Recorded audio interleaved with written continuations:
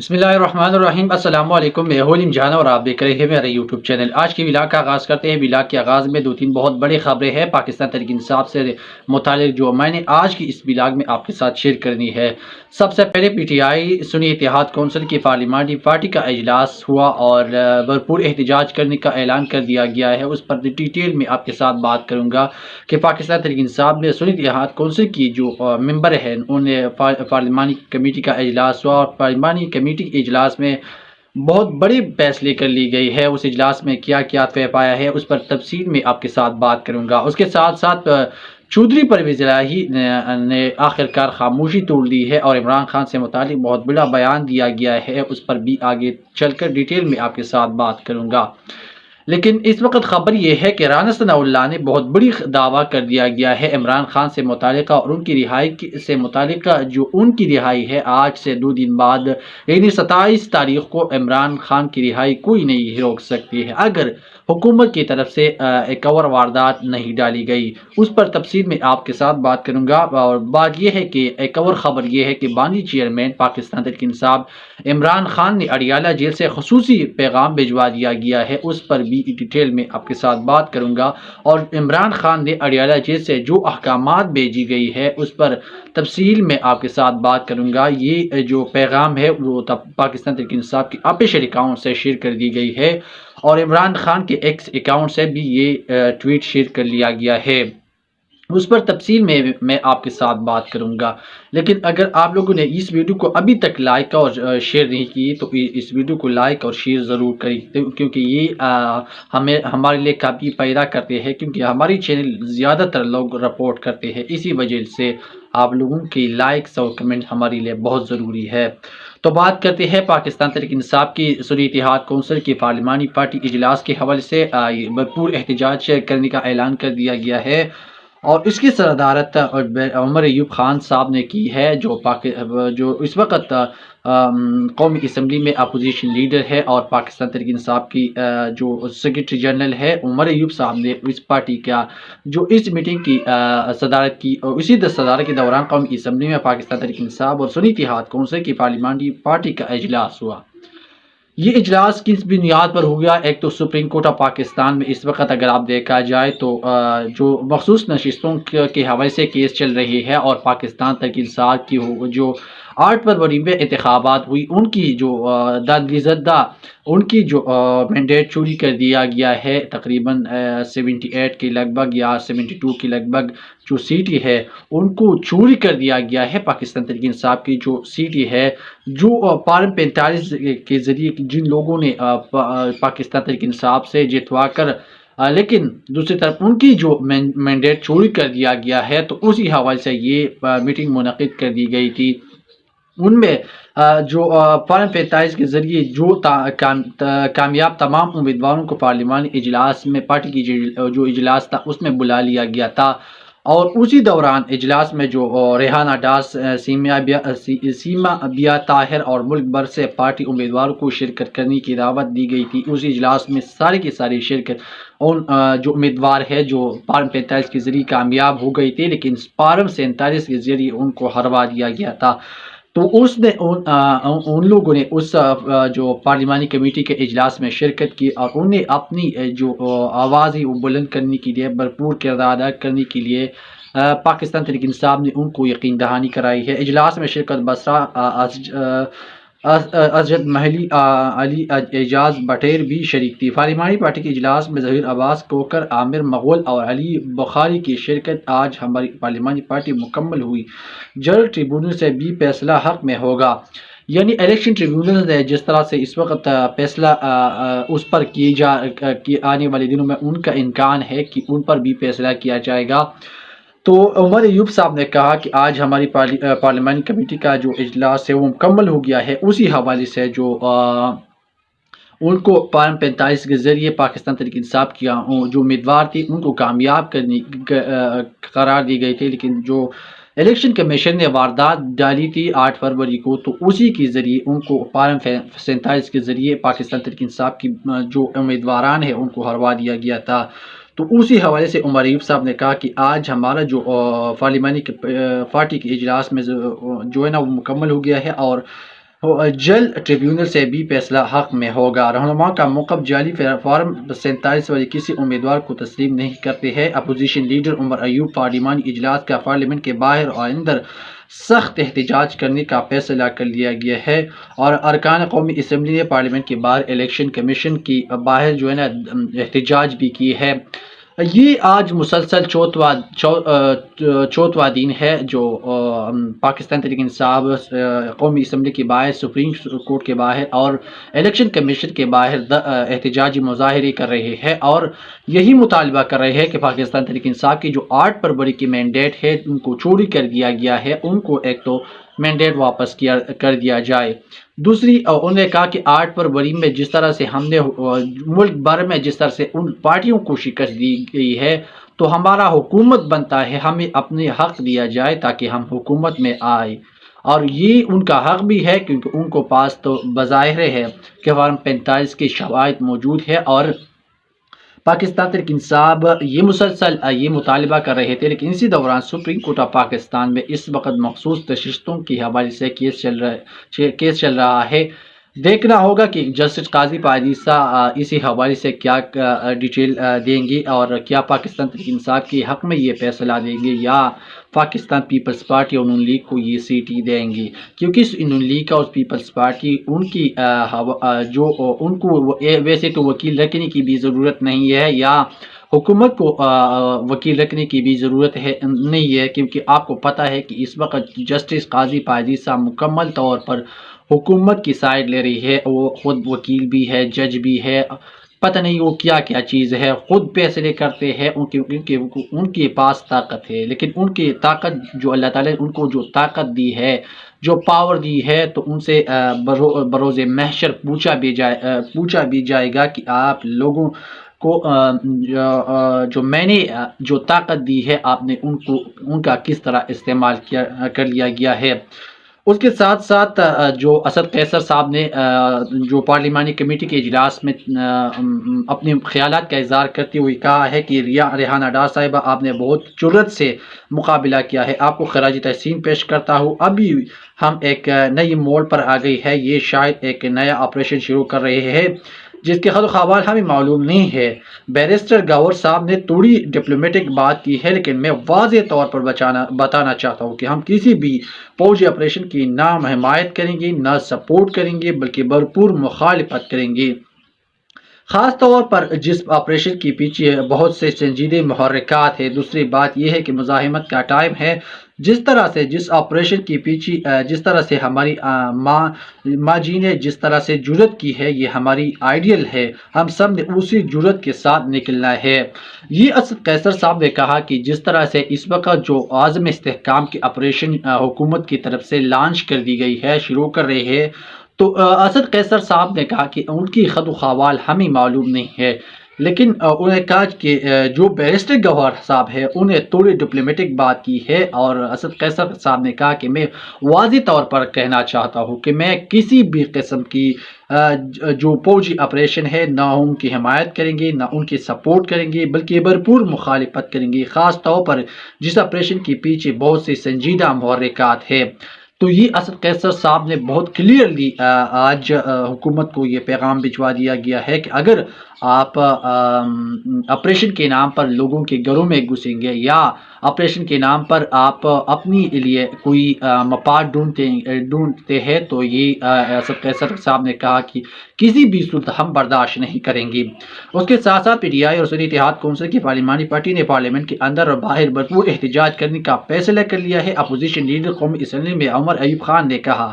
کہ جعلی فارم 47 والے کسی بھی امیدوار کو تسلیم نہیں کرتے ہیں۔ پی ٹی آئی ایکس کے مطابق قومی اسمبلی میں پاکستان تحریک انصاف اور سنی اتحاد کونسل کی پارلیمانی پارٹی کا اجلاس ہوا۔ یہ اجلاس اصل میں کہا ہوا یہ جو قومی اسمبلی کی اندر جو اپوزیشن کی اپنی ایک جگہ ہے ان پر یہ اجلاس منعقد کر لی گئی تھی۔ سنی اتحاد کونسل اور پاکستان تحریک انصاف کی مشترکہ طور پر یہ اجلاس ہوا، اور اس اجلاس میں یہ فیصلہ کر لیا گیا ہے کہ پارلیمنٹ کے باہر اور پارلیمنٹ کے اندر احتجاج کیا جائے گا۔ یہ مسلسل تقریباً آج چوتھواں یا پانچواں دن ہے کہ پاکستان تحریک انصاف مسلسل احتجاجی مظاہرے کر رہے ہیں۔ ایک تو 8 فروری کے حوالے سے، دوسرے عمران خان کی رہائی کے حوالے سے یہ لوگ مسلسل احتجاج کر رہے ہیں۔ اس کے ساتھ ساتھ جتنی بھی ورکر اس وقت جیل میں ہے، خاص طور پر 9 کے بعد جتنی ورکر گرفتار کر لی گئی ہے، جن پر بغاوت کے پرچے درج کر دی گئی ہے، اسی حوالے سے یہ احتجاجی مظاہرے کی جا رہی ہے۔ رہنماؤں نے اپنے موقع میں آج ہماری پارلیمانی پارٹی مکمل ہوئی ہے، جلد ٹریبیونل سے بھی فیصلہ حق میں ہوگا۔ پارلیمانی اجلاس میں سمی پارلیمنٹ کے باہر اندر سخت احتجاج کا فیصلہ کیا گیا ہے۔ سنی اتحاد کونسل کے اراکین اسمبلی نے اپنے امیدواروں کے ہمراہ تحریک چلانے کا فیصلہ لیا گیا ہے۔ ارکان قومی اسمبلی نے پارلیمنٹ کے باہر الیکشن کمیشن تک واک بھی کی۔ اپوزیشن لیڈر عمر ایوب خان نے کہا کہ جعلی فارم 47 والے کسی بھی امیدوار کو تسلیم نہیں کرتے ہیں۔ دوسری جانب اس وقت جو چودھری پرویز الہی نے کہا ہے کہ پہلے بھی عمران خان کے ساتھ ڈٹا تھا اور آئندہ بھی عمران خان کے ساتھ کھڑا رہوں گا۔ کافی دنوں کے بعد جو چودھری پرویز الہی ہے ان کی رہائی ہوئی ہے، اور انہوں نے ایک بہت بڑا اعلان کر دیا گیا ہے کہ انہوں نے کہا کہ میں پہلی بھی عمران خان کے ساتھ چٹان کی طرح کھڑا تھا اور اب بھی عمران خان کے ساتھ کھڑا ہوں، چاہے کچھ بھی ہو جائے، چاہے یہ لوگ میرے گھر کو بھی مسمار کر دے، چاہے دوبارہ بھی مجھے جیلوں میں ڈال دے، چاہے کچھ بھی یہ لوگ کر لے، لیکن میں عمران خان کا ساتھ نہیں چھوڑوں گا۔ آپ خود ان سے اندازہ لگایا جا سکتا ہے کہ تقریباً ان کی عمر 75-70 سال کی عمر لگ بھگ ان کی عمر ہے، لیکن عمران خان کی طرح وہ ڈٹ کر کھڑے ہیں، جن لوگوں کا ایک طریقے سے مائنڈ سیٹ تھا کہ چودھری پرویز الہی 3 دن بھی جیل نہیں کاٹ سکتے ہیں، کیونکہ بعض لوگوں کا یہی خیال تھا۔ لیکن جس طرح سے چودھری پرویز الہی نے ڈٹ کر کھڑے ہو گئے ہیں، ان کو خراج تحسین پیش کرنا چاہیے، تاکہ ان ایسے جبر کے حالات میں وہ ڈٹ کر کھڑے ہیں۔ تو پاکستان تحریک انصاف کے صدر چودھری پرویز الہی نے کہنا ہے کہ پہلے بھی عمران خان کے ساتھ تھا اور آئندہ بھی رہوں گا۔ ڈیل اور ڈیل کی باتیں کرنے والی اپنا منہ بند رکھے۔ قابل کے کسی بھی رہنما سے میری کوئی بات یا میٹنگ نہیں ہوئی، ہر جگہ غلط افواہیں پھیلا رہے ہیں۔ انہوں نے گجرات کا مینڈیٹ چوری کیا ہے، پہلے وہ واپس کر دے پھر بات ہوگی۔ واضح طور پر انہوں نے کہا کہ قابل کے ساتھ میرے ابھی کوئی رابطہ نہیں ہے، اور جو گجرات کی مینڈیٹ کو ان لوگوں نے چوری کر دی گئی ہے ان کو پہلے واپس کر دیا جائے۔ 8 فروری کے بعد جتنی بھی پاکستان تحریک انصاف کی جو مینڈیٹ چوری کر دیا گیا ہے اس کو اگر واپس کیا جائے تو پھر بات ہو سکتی ہے۔ رہائی کے بعد پہلی بار کسی تقریب میں شرکت کے موقع پر میڈیا سے گفتگو کرتے ہوئے نے کہا کہ میری نہ کسی سے کوئی ڈیل ہوئی ہے، نہیں کوئی مذاکرات ہوئی۔ انہوں نے کہا کہ کیم جیل لاہور میں چودھری پر شجاعت اور ان کی فیملی ملنے آتے رہے، اس وقت بھی محسن نقوی خواہ مخواہ کرتا درتا بنا ہوا تھا، اگر ڈیل کرنی ہوتی تو میں تب ہی کر لیتا۔ ڈیل اور ڈیل کی باتیں کرنے والے سن لے، سوال ہی پیدا نہیں ہوتا کہ میں عمران خان کو چھوڑو۔ جہاں گرنے سے میری 5 پسلیاں بھی ٹوٹی، اللہ تعالیٰ میری جان کو بھی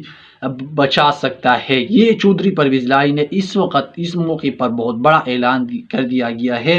کہ میں عمران خان کے ساتھ جتنی بھی میری زندگی ہے میں عمران خان کے ساتھ رہوں گا، کبھی کسی کی پریشر رائز نہیں ہوں گا، کبھی کسی کے پریشر میں نہیں آؤں گا۔ اس کے ساتھ ساتھ وزیر اعظم کے قریبی ساتھی نے 2 دن بعد عمران خان کی رہائی کا امکان ظاہر کر دیا ہے۔ بانی تحریک انصاف اور ان کی اہلیہ بشرا بی بی کے خلاف عدت کیس کا فیصلہ 27 جون کو سنایا جائے گا۔ تفصیلات کے مطابق وزیر اعظم شہباز شریف کے مشیر سیاسی امور رانا ثناء اللہ نے کہا کہ بانی پی ٹی آئی 27 جون کو جیل سے باہر آ سکتی ہے، لیکن اس وقت حکومت کی طرف سے واردات ڈالی جا رہی ہے۔ رانا ثناء اللہ نے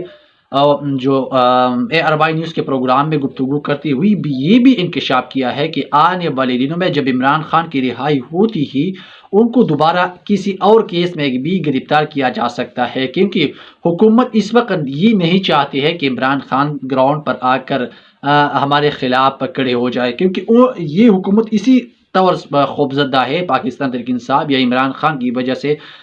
کیونکہ یہ نہیں چاہتے ہیں کہ اگر عمران خان واپس باہر آ گئی تو ان کے کیا حشر کیا مقام ہوگا۔ اس کے ساتھ ساتھ رانا ثناء اللہ نے بانی پی ٹی آئی رہائی سے کوئی توپان نہیں آ جائے گا، لیکن ملک کو بہتری کے اندر رہنے، انہوں نے کہا کہ ملک کی بہتری ان میں ہے کہ عمران خان اندر رہے۔ حکومت کی کوشش ہوگی کہ جتنا ممکن ہو بانی پی ٹی آئی کو اندر ہی رکھا جائے۔ بانی پی ٹی آئی کو سزائی عدالت سے ہی ہوئی ہے، ہم آئین و قانون کے مطابق ہی انہیں اندر رکھیں گے۔ تو میں رانا ثناء اللہ صاحب کو یہ بات ایک واضح طور پر کلیئر کرنا چاہتا ہوں کہ آپ تو آئین بھی آپ کے ہاتھ میں ہے، قانون بھی آپ کے ہاتھ میں ہے، عدالتی آپ کے ہاتھ میں ہے، آپ خود عدالت بھی ہے، آپ خود آئین بھی ہے، آپ خود قانون بھی ہے، کیونکہ اس وقت عدالتوں کی نہیں سنا جاتی۔ سن لیتے ہیں۔ ایک طرف پاکستان تحریک انصاف کو ورکر کی رہائی ہوتی ہے، عدالتی ان کو رہا کر لیتے ہیں، تو آپ لوگ دوبارہ آئین کو توڑ دیتے ہیں، قانون کو توڑ دیتے ہیں، کیونکہ آئین اور قانون کے اندر اگر آپ نے کام کرنا ہے تو اگر ایک بندہ اگر ایک ورکر جو عدالت رہا کرتی ہے تو آپ کو یہ مجال نہیں ہے، آپ قانون آپ کو یہ اجازت نہیں دیتے کہ آپ جو ورکر ہے ان کو رہا کر دیتے ہیں اور آپ دوبارہ اس کو پکڑ لیتے ہیں۔ اس کے ساتھ ساتھ عمران خان نے اڈیالہ جیل سے پیغام بھجوا دیا گیا اور انہوں نے کہا ہے کہ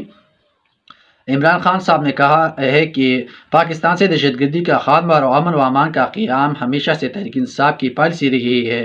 پاکستان تحریک انصاف کی حکومت کے دوران دہشت گردی میں بڑی